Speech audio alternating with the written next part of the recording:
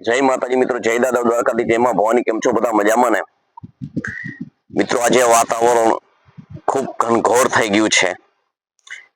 ભગવાન અવશ્ય પધારશે એવી આશા છે.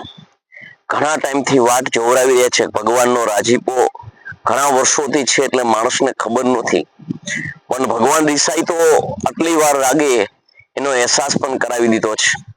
ભગવાનને આપણે નમસ્કાર કરીએ, વિનંતી કરીએ કે ભગવાન તું તો બાપ છે, છોરું કછોરું થાય, માવતર કમાવતર થોડાક થાય. એમ વરસી જાને. આવું સરસ મજાની મીટ માંડી અને ખેડૂતો તારી વાટ જોઈ રહ્યા છે, તને વધાવે છે, તને વિનંતી કરે છે, પ્રભુ વરસી જ આવે અને ભગવાન વરસશે. પણ મિત્રો, આજે આપણે વાત કરવી છે કે કલેશ ત્યાં થયા છે જેના કાન કાચા છે.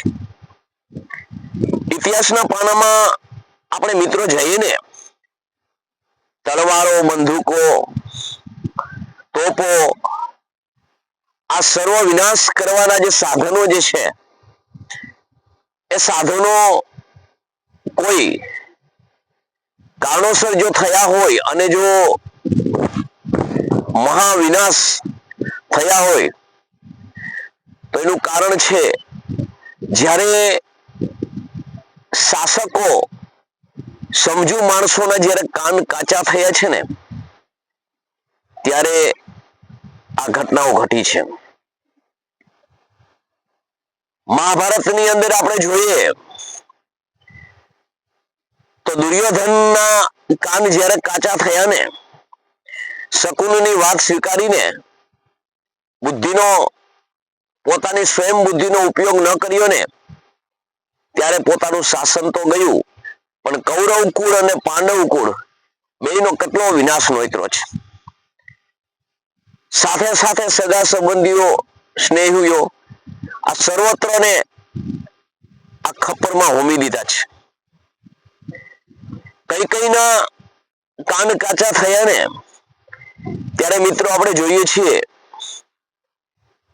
કે મંથાએ ઝેર ઓયકું અને ભગવાન રામચંદ્રને વનવાસ મળ્યો ને, જે મા સતી સીતાને જે દુઃખ સહન કરવા પડ્યા. આવી રીતે જ્યાં જ્યાં મિત્રો આપણે જોઈએ ને, તો કાન જ્યારે કાચા થાય છે ને, ત્યારે બીજા વ્યક્તિઓ એનો ફાયદો ઉઠાવે છે અને સડો પડે એટલે જીવાતોને આમંત્રણ આપવું નથી પડતું, એમ વિવિધ પ્રકારની એને ખોતરવા બેઠેલી જે તમારો સમાજ છે, જે તમારો કુટુંબ પરિવાર સ્નેહ સંબંધથી બંધાય અને સ્નેહથી રહે છે ને, ત્યાં એ લોકો મીટ માંડીને બેઠા છે. જે આવી જીવાત હોય ને, એ તમારો અંદર અંદર જે રસડો પડે ત્યારે બધા સાગમટે આવી જાય છે. જીવનમાં મિત્રો એવું છે ને કે અત્યારેની પરિસ્થિતિમાં આપણે જોઈએ તો કોઈ પણ તમે ઘરથી શરૂઆત કરીએ કે તમારો શાસક હોય ને એને સાંભળો.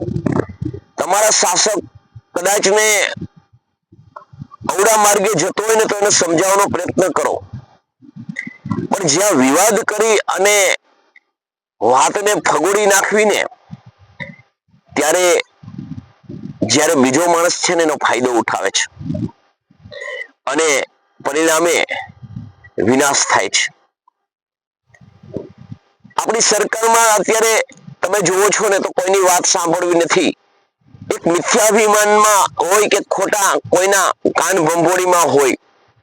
મોદી સાહેબ જે છે એ બુદ્ધિશાળી છે, પરંતુ જ્યારે આટલો વિનાશ નોતરાય છે, આટલા વિદ્યાર્થીઓ માથે આવી પોલીસને દમનગીરી કરવી પડી, આવા પ્રશ્નો શા માટે કરવા પડે?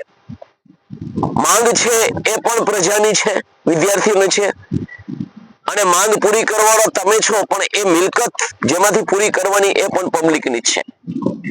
આપણું છે શું?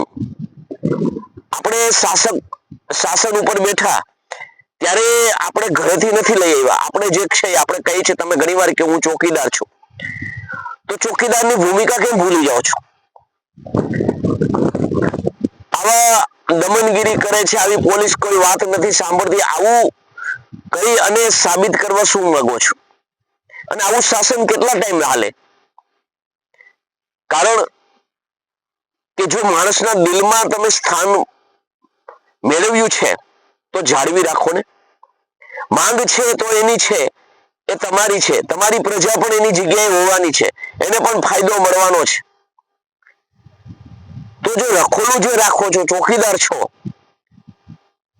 તો ચોકીદારની ભૂમિકા તમે ભજવતા નથી, પણ તમે માલિકની ભૂમિકા ભજવો છો. જે પડ્યું છે એ પ્રજાનું છે, જે તમારી પાસે વૈભવ છે એ પણ પ્રજાનો છે. આવી બેન દીકરીઓ પર ખેડૂતો આંદોલન કરે, વિદ્યાર્થીઓ આંદોલન કરે, કામદારો આંદોલન કરે, નોકરિયાતો હડતાલ ઉપર ઉતરે, આવું શાસનમાં કેમ થાય? એનું કારણ એક હોય, કાં તમારા કાન કાચા હોય, સલાહકાર નબળો હોય, એટલે થતું હોય. કારણ તમારે સમજી જવું છે કે આના પ્રમાણે, બુદ્ધિ પ્રમાણે કામ કરશું એટલે વિનાશ થશે. મેં તમને વાત કરી કે વિનાશ ક્યારે થાય છે? કે જ્યારે કાન કાચા થયા ને ત્યારે વિનાશ થાય છે. તોપો બંદૂકો ઉઠાવવા વાળા ને જે મનમાં માનસિકતા કોણ બદલે છે?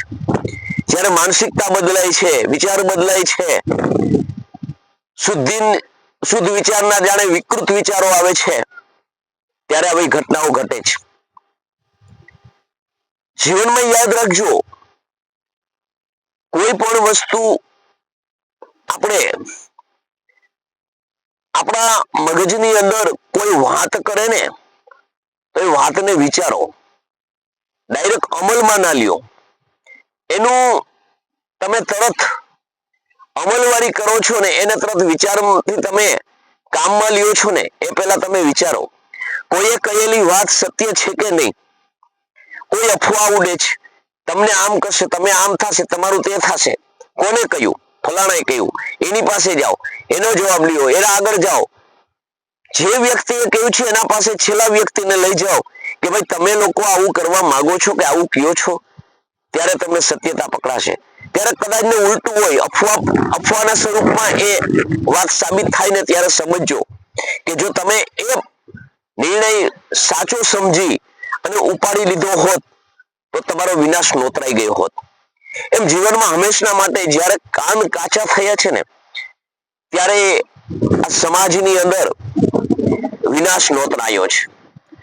આ વિનાશ છે ને એ બહુ ખતરનાક છે.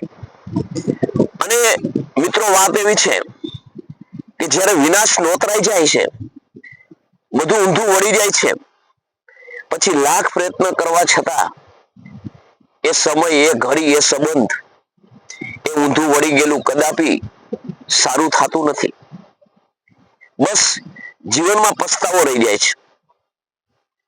તો યાદ રાખજો કે જ્યાં વિનાશ થયા છે ને એ કાન કાચા હતા ને અને એનું સાંભળ્યું છે ને ત્યારે વિનાશ થયા છે. તો મારો કહેવાનો મતલબ મિત્રો એટલો જ છે કે હવે આપણે વિચાર કરવાનો છે કે આપણો વિનાશ કરે છે કોણ? આપણો વિનાશ આપણે ખુદ કરીએ છીએ.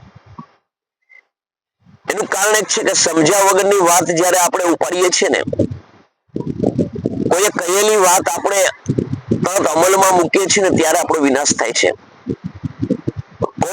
કોઈએ કહેલી વાત કઈ રીતે કહે છે, શા માટે મને કહે છે, આવું જ્યારે જીવનમાં વિચારી એના માટે મંથન કરવામાં આવે ને તો આમાંથી તમને માર્ગ પણ નીકળી શકે છે. એટલે જ્યાં જ્યાં મહાવિનાશ થયા ને ત્યાં કાનમાં કોઈએ ઝેર રેડ્યા છે ને ત્યારે થયા છે, શસ્ત્રો ત્યારે ઉપડ્યા છે, બહારના યુદ્ધો ત્યારે થાય છે કે એકાબીજીની વાત આપણે સમજતા નથી અથવા કોઈનું સમજવા માંગતા નથી. મિત્રો, મારો આ વિડીયો તમને કેવો લાગ્યો કોમેન્ટ કરીને જણાવજો. જય માતાજી, જય દાદા દ્વારકાધીશ, જય માં ભવાની.